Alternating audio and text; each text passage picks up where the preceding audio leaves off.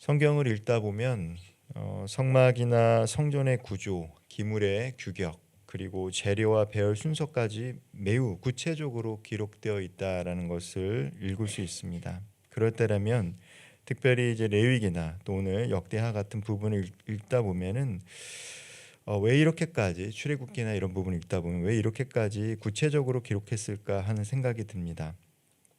그리고 이것이 과연 성서를 읽는 우리에게 어떤 의미일까라는 생각이 들지요. 그러나 우리는 바로 이 정밀한 기록을 통해 하나님께 나아가는 길이 임의적이지 않다라는 것을 알 수 있고요. 그리고 거룩한 질서가 있다라는 것을 다시 한번 깨닫게 되는 것입니다. 오늘 이 새벽 우리는 오늘 함께 읽었던 말씀을 통해서 우리의 예배 그리고 우리의 삶이 어떻게 하나님 앞에 드려야 할지 함께 묵상해 보고자 합니다.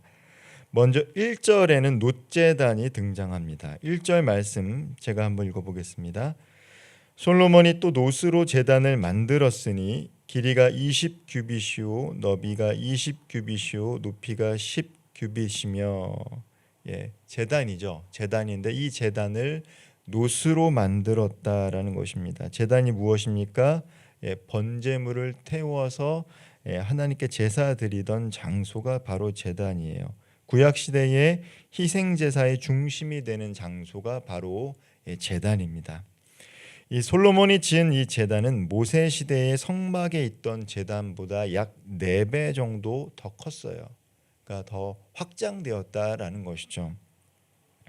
제사의 규모도 커졌다라는 것을 의미합니다. 이것은 외적인 확장만을 의미하는 것이 아니라 공동체 전체가 참여하는 예배가 더 커졌다라는 것을 알 수 있습니다. 그리고 놋제단의 크기가 더 커졌다라는 것은 하나님께 드려지는 이 헌신과 경외심의 크기 또한 커졌다라는 것을 상징적으로 보여주고 있습니다.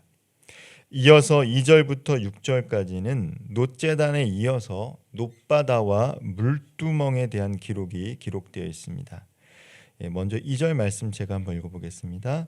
또 놋을 부어 바다를 만들었으니 지름이 10규빗이요 그 모양이 둥글며 그 높이는 5규빗이요 주위는 30규빗 길이의 줄을 두를 만하며. 놋바다는 거대한 물대야로 생각하면 됩니다. 제사장들이 손과 발을 씻는데 사용되었던 것이 바로 놋바다였습니다.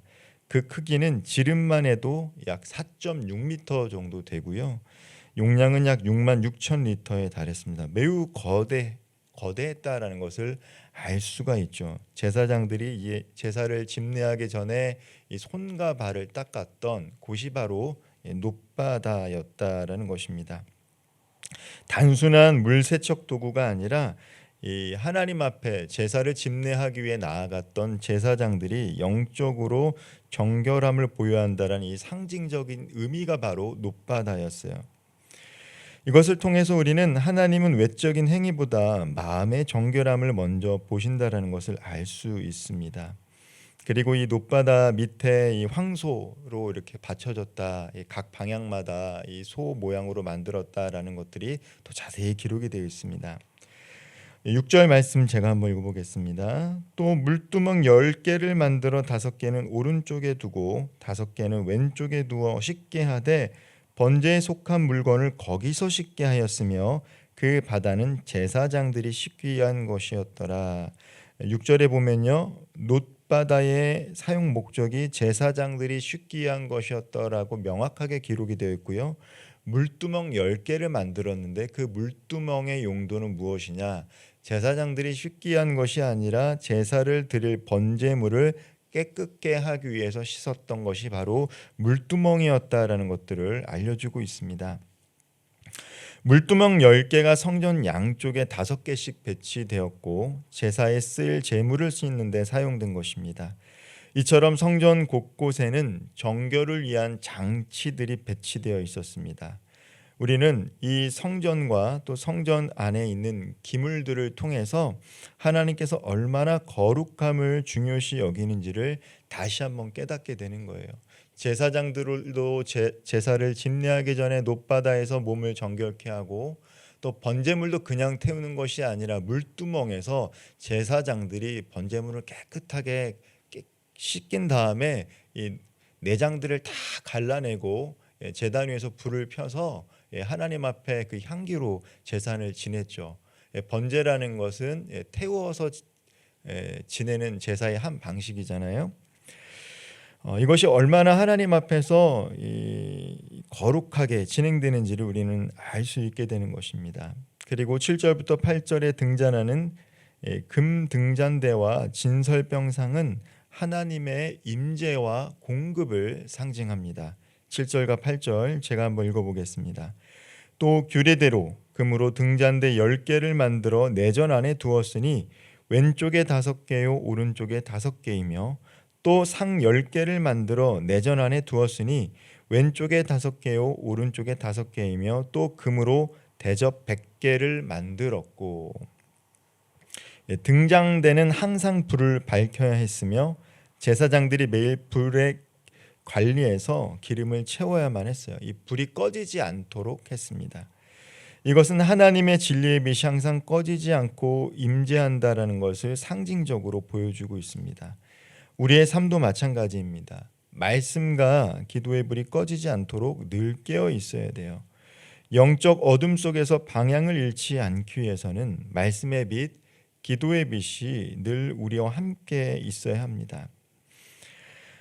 진설병 상에는 이스라엘 12지파를 상징하는 이 떡이죠. 떡이 6개씩 두 줄로 진열되어 있었습니다. 이 떡은 하나님께서 자기 백성을 기억하시고 늘 공급하신다라는 약속의 상징이었습니다. 이 떡을 진설병이라 부르지만 히브리어로는 하나님의 얼굴 앞에 놓인 떡이다라는 뜻을 가지고 있습니다. 즉 하나님의 임재와 함께하는 양식이 바로 진설병인 것이죠.